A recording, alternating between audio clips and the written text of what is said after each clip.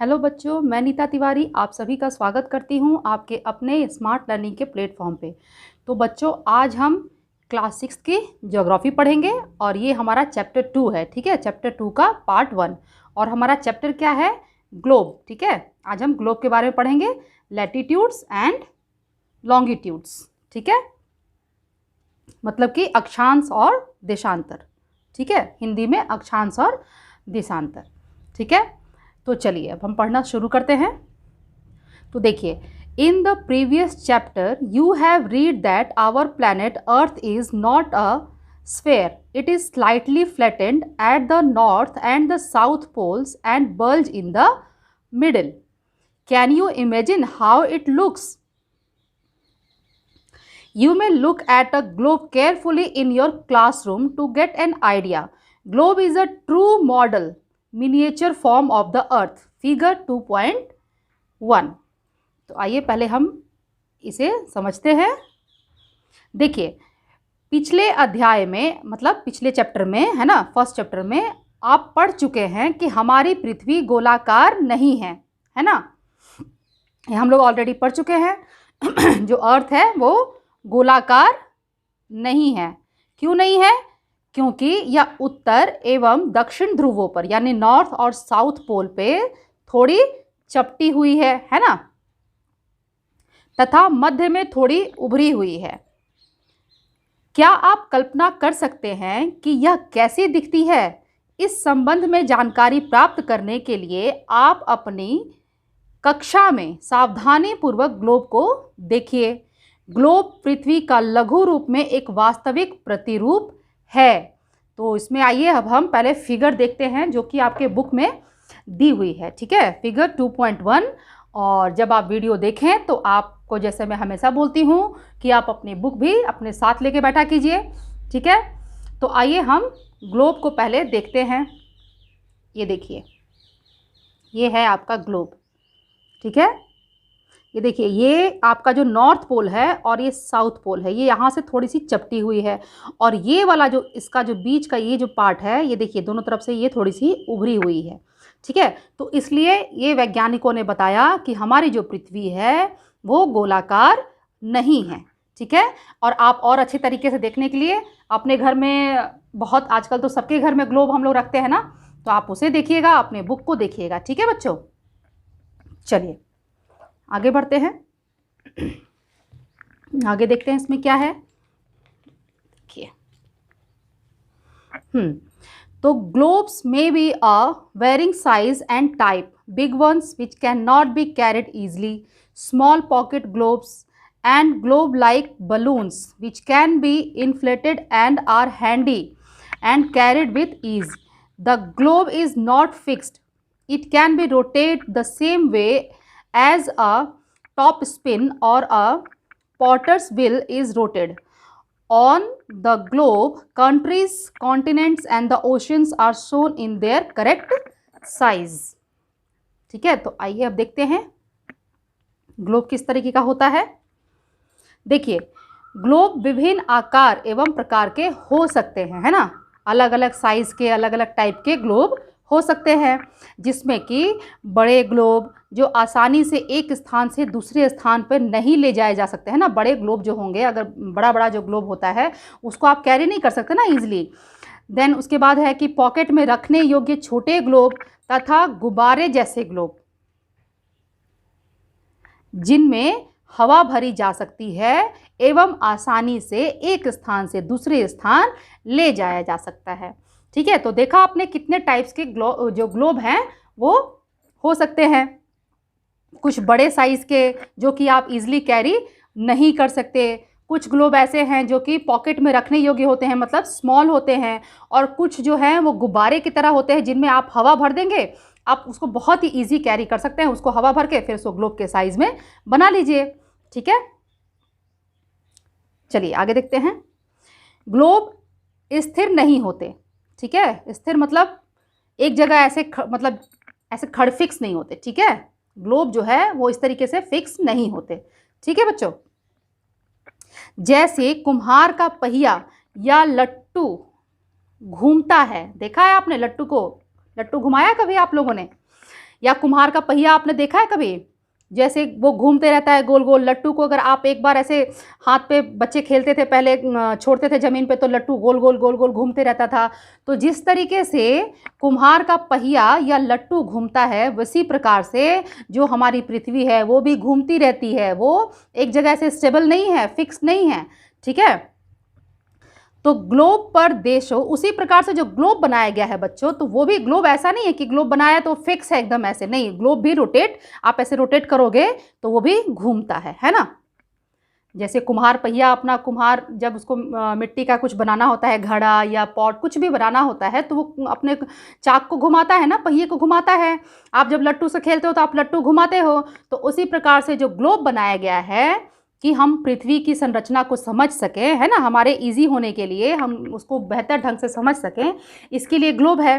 तो ग्लोब जो है वो भी इसी प्रकार से काम करता है। आप उसको ऐसे घुमाओगे तो वो भी घूमेगा, ठीक है। तो चलिए देखते हैं।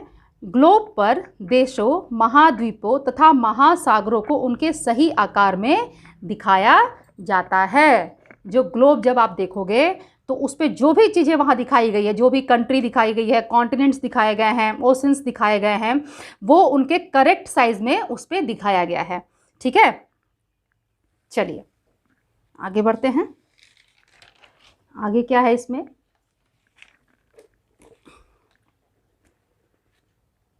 चलिए देखते हैं।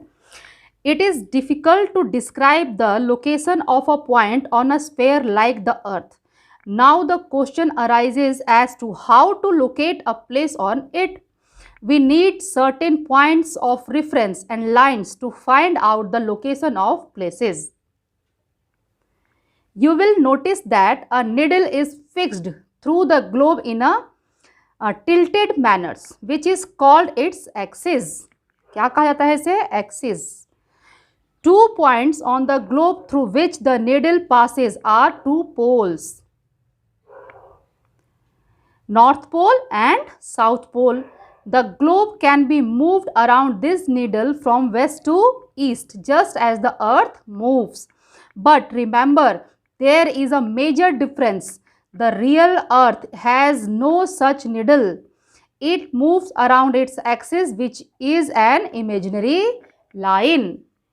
ठीक है, चलिए अब इसे भी हम समझते हैं।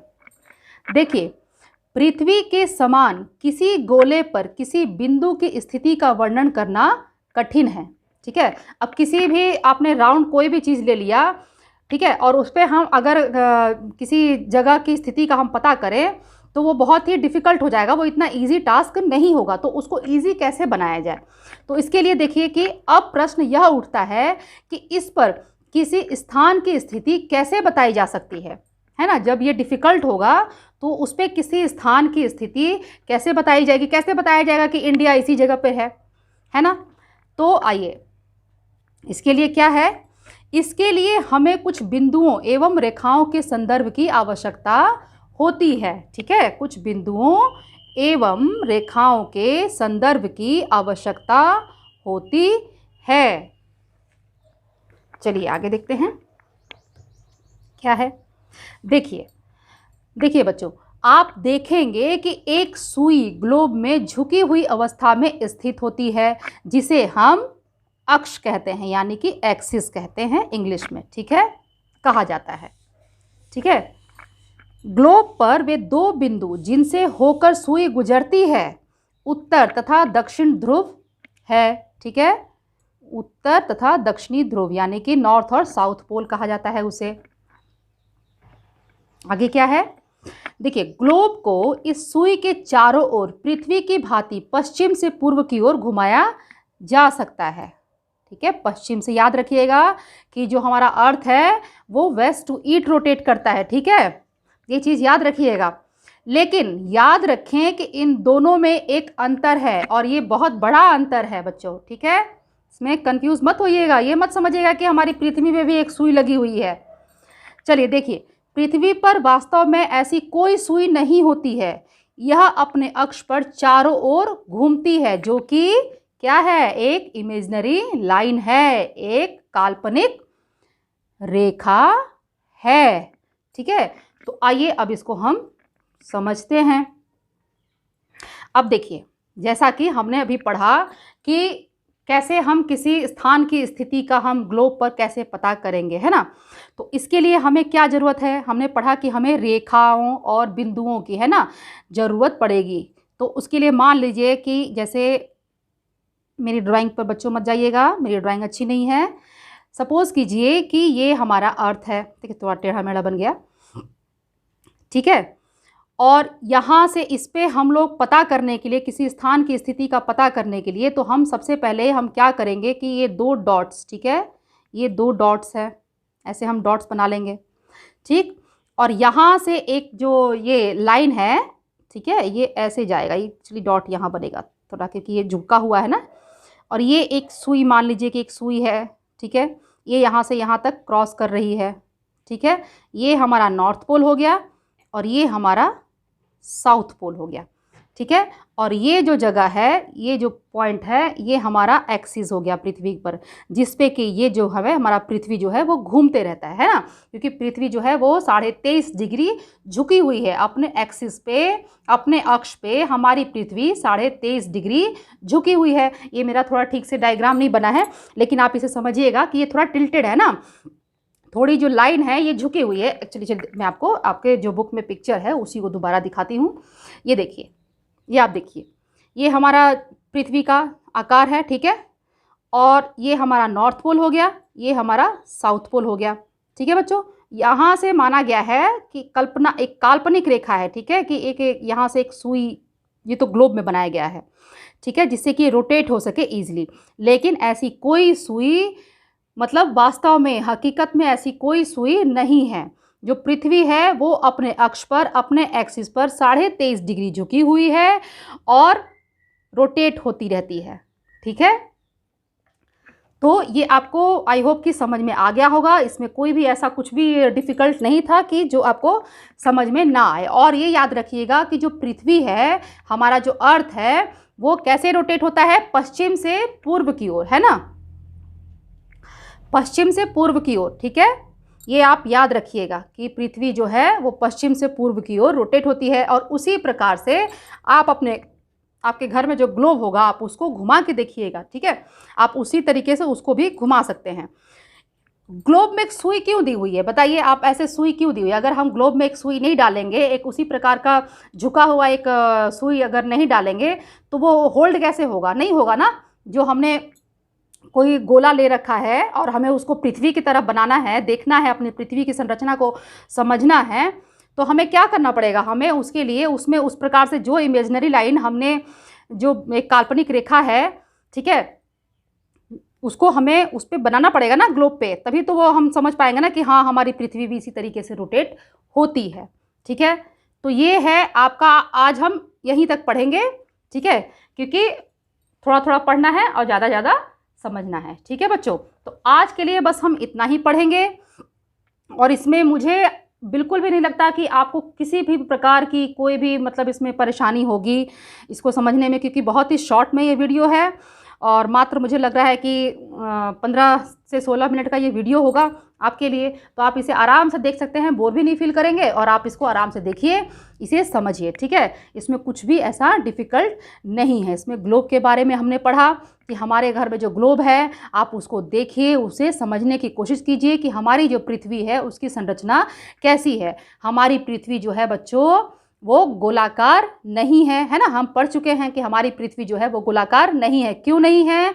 क्योंकि उत्तरी ध्रुव पे और दक्षिणी ध्रुव पे, है ना, नॉर्थ पोल पे और साउथ पोल पे जो हमारी पृथ्वी है वो थोड़ी चपटी हुई है और साइड से, जो दोनों साइड है उसका, वहाँ से थोड़ी सी उभरी हुई है, ठीक है। तो इस वजह से पृथ्वी जो है वो गोलाकार नहीं है, ठीक है। और इम्पॉर्टेंट चीज़ कि हमारी जो पृथ्वी है इसमें कोई भी सुई नहीं होती, ठीक है, इसमें कंफ्यूज मत होना।